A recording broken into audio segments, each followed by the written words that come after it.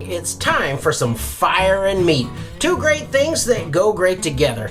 I'm making this Slavic stick meat known as Shashlik that everyone's gonna love. So let's get started.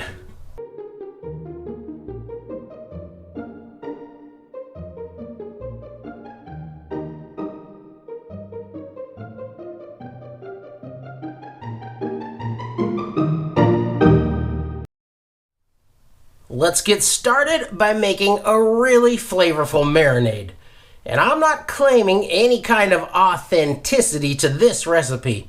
With dishes like this that have been prepared for generations, where you're going to find variations from country to country and town to town, right down to household, I don't really think authentic applies.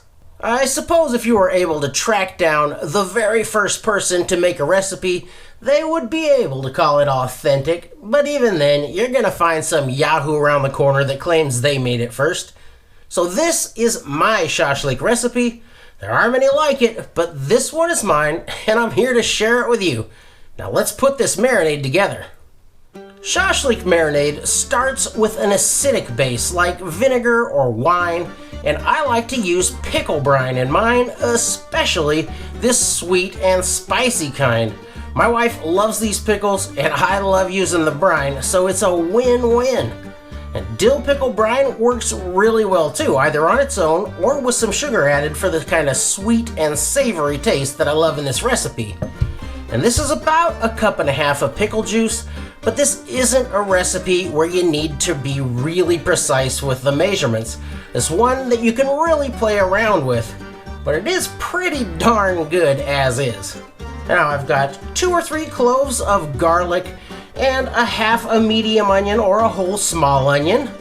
And here is a big dollop of some good mustard, and I like to use 3 or 4 tablespoons in here. And finally, here is a little something I borrowed from Korean barbecue, and I have a couple of those recipes on the channel. I'm gonna throw in an apple. I use a pear for Korean barbecue, and that would also be good in this recipe. But apples taste great with pork and fit perfectly with the sweet and tart profile of the marinade. And it also helps the marinade stick to the meat while you're grilling it.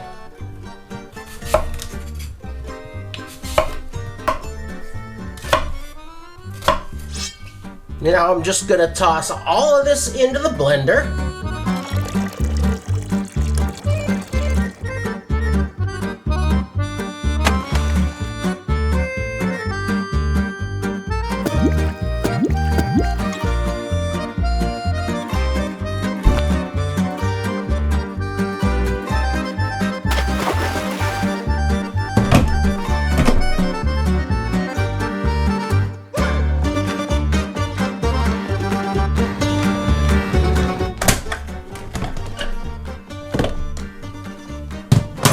I nearly forgot, you want to get a big old pinch of salt in there and a bunch of fresh ground black pepper.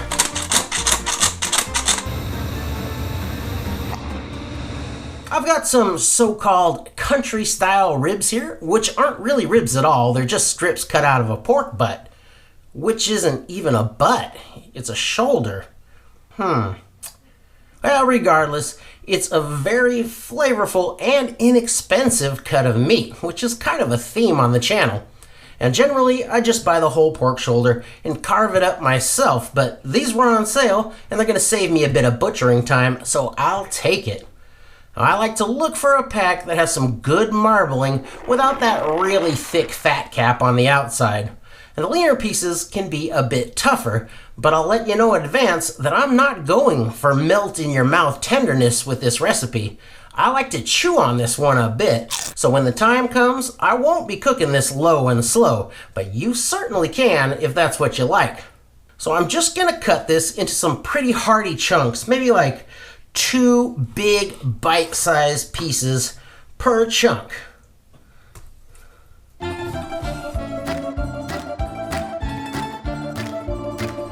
No need for perfection. This is home style all the way.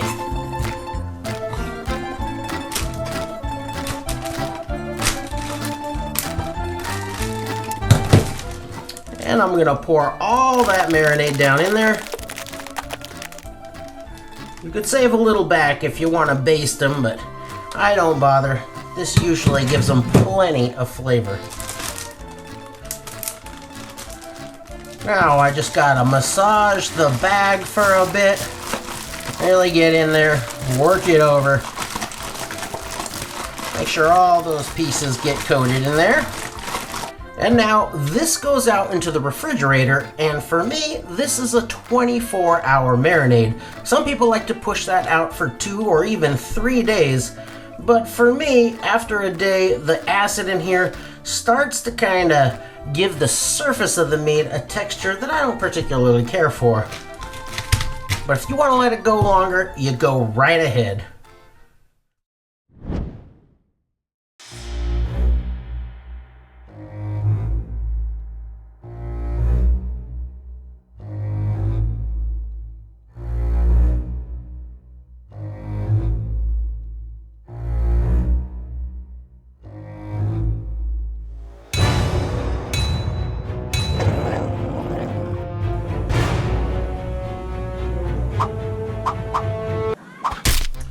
It's another beautiful day for a barbecue here in the Pacific Northwest.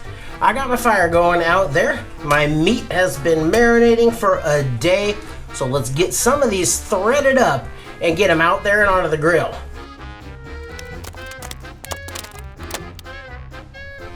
A little slice of onion in between each one is all you really need. Well, we do love our peppers around here, so I'm going to sandwich some of those in there too.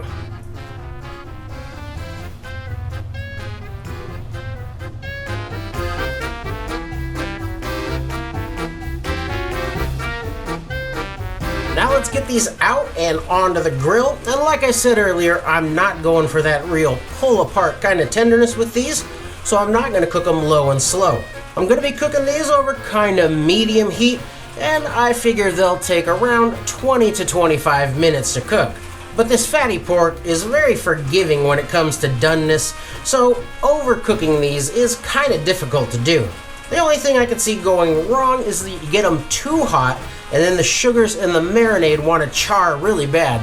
A little bit of char is delicious, but too much, and you're going to overpower the flavor of the meat. So turn them a lot, and don't get them too hot, and they should come out beautifully.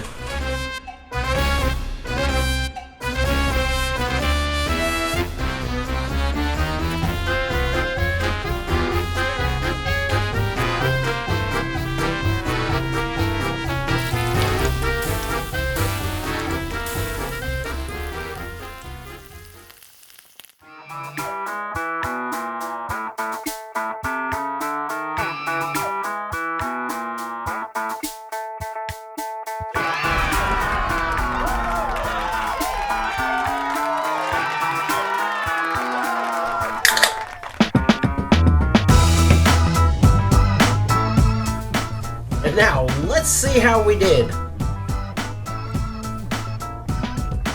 It looks and smells awesome.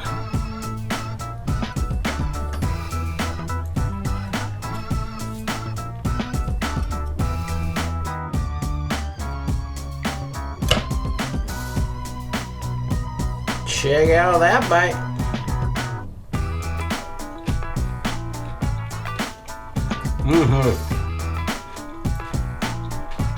Oh yeah.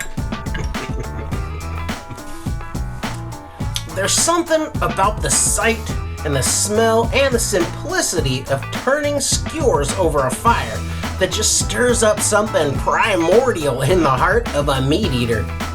And of course, stick veggies are awesome too. This is a great stick meat. It's very savory, but with just a bit of sweetness. That apple was a real game changer when I started adding that in. You might be able to see here how the apple has kind of stuck to this, and that carries all the flavor of that marinade with it.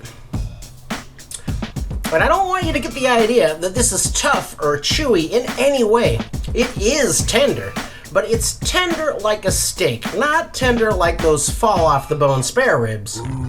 This is really great stuff, and it's a nice change up from American-style barbecue sauce, which is delicious, but there's a whole world of stick meats to explore, and it's just nice to mix things up from time to time. So next time you're thinking about throwing some meat on the fire, give this a try, and I know you're gonna love it. Thanks for watching.